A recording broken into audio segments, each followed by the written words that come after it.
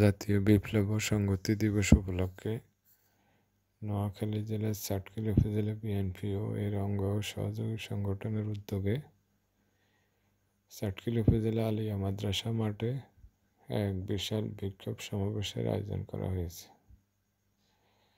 উক্ত বিক্ষোভ সমাবেশে প্রধান অতিথি হিসেবে উপস্থিত ছিলেন নোয়াখালী ১ আসনের সাবেক সংসদ সদস্য জনাব ব্যারিস্টার এ.এম. মাহবুব-উদ্দিন খোকন। উক্ত অনুষ্ঠানে নোয়াখালী জেলা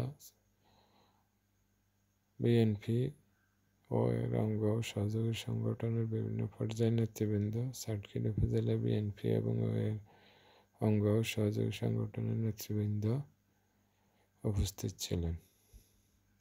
বিক্ষোভ সমাবেশ শেষে এক বিশাল র্যালি চাটখিল উপজেলার প্রধান সড়ক প্রদক্ষিণ শেষে উক্ত বিক্ষোভ সমাবেশের সমাপ্তি ঘোষণা করা হয়।